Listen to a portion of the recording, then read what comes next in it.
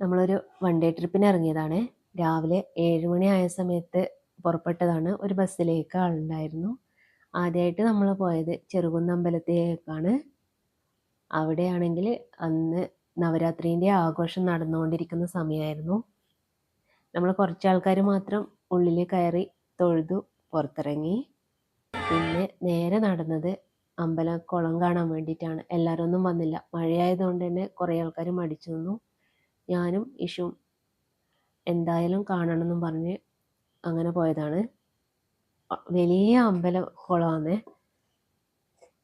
നിറയെ വെള്ളമുണ്ട്. നല്ല മഴയുമായിരുന്നു ആ സമയത്ത്. പിന്നെ ഇവിടെ അന്ന് മഴയായതുകൊണ്ട് തന്നെ പ്രഭാത ഭക്ഷണം കഴിക്കാനായിട്ട് ഇരിക്കാനൊന്നും സ്ഥലം ഉണ്ടായിട്ടില്ല. മഴയില്ലാത്ത സമയമാണെങ്കിൽ അവിടെ ഇഷ്ടം പോലെ സ്ഥലമുണ്ട് ഇരിക്കാൻ. അപ്രതീക്ഷിതമായിട്ടാണ് മഴ വന്നത്. അപ്പോൾ എല്ലാവരും നിന്നുകൊണ്ട് ഫുഡ് കഴിക്കുകയാണ്. ചില നേരത്ത് നമ്മൾ അഡ്ജസ്റ്റ് ആക്കണ്ടേ അല്ലേ.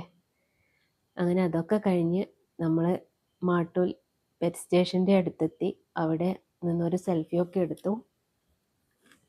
അതിൻ്റെ തൊട്ട് മുന്നിൽ തന്നെയാണ് കടൽ.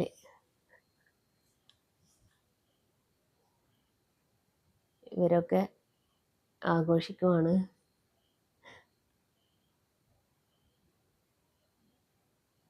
ഞാൻ കുറേ ആൾക്കാരെ നിരീക്ഷിക്കലായിരുന്നു അവിടുന്ന്. ഓരോരുത്തരുടെയും സന്തോഷം, അവരുടെ വർത്താനം ഒക്കെ. പെറ്റ് സ്റ്റേഷൻ 11 മണിയാണ് ഓപ്പൺ ആവുകയെന്ന് പറഞ്ഞു. ആ സമയത്ത്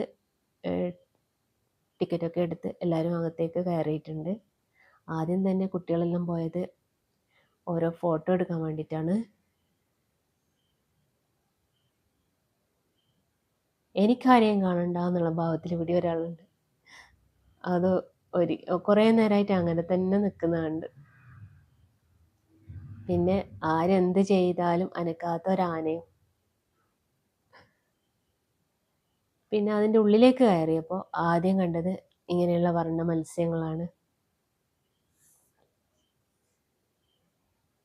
ചിത്രം വരച്ചതുപോലെ കാണാൻ തന്നെ നല്ല രസമുണ്ടല്ലേ. കുറേ നേരം അതും നോക്കി നിന്നു. പിന്നെ 2 കുഞ്ഞി താറാവുകൾ. അവരുടെ വലിയ വിശാലമായ കുളം പോലെ വിചാരിച്ചിട്ടായിരിക്കും അവർ ചിലപ്പോൾ അതിനകത്ത് നിന്ന് നീന്തുന്നുണ്ടാവുക.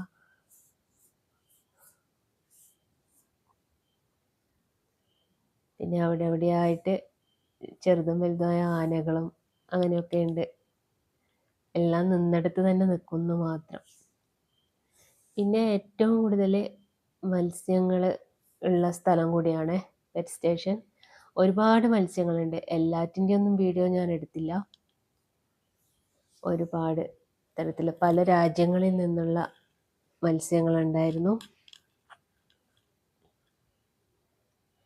കുറേയൊക്കെ വീഡിയോസൊക്കെ എടുത്ത് ഇങ്ങനെ നടന്നു. പിന്നെ കുറേ ലവ് ബേർഡ്സാണ്. അവിടെ കാണാനായിട്ട് ഒരുപാട് കാഴ്ചകളുണ്ട്.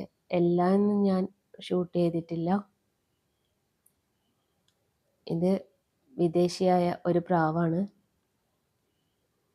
പിന്നെ താറാവ്, അരയന്നമ്മ, എന്താ വേണേലും പറയാമല്ലേ. കുറേ തത്തകളുണ്ടായിരുന്നു. എല്ലാം ചില്ലുകൂട്ടിലാണ്.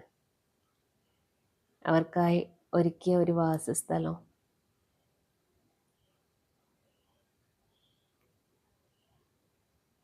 ഇവരിങ്ങനെ നീന്തി കളിച്ചുകൊണ്ടിരിക്കുന്നുണ്ട്. കുറേ ആൾക്കാർ വന്നും പോയി ഇരിക്കുന്നുണ്ട്. കുട്ടികളൊക്കെ ആ കുഞ്ഞ് ആനയുടെ അടുത്ത് നിന്ന് ഫോട്ടോ എടുക്കുന്ന തിരക്കിലായിരുന്നു. ഇവിടെയുണ്ട് കേട്ടോ ചെറിയ ചെറിയ കൂടുകളിലായിട്ട് പക്ഷികൾ. ഇത് നമ്മുടെ കഴുത.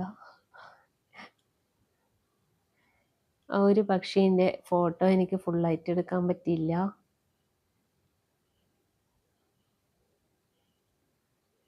ഇവരും ഉണ്ട് ഇവിടെ. എനിക്ക് ഒട്ടും ഇഷ്ടമില്ലാത്തതാണ് ഈ പാമ്പിനെ കാണുന്നത്.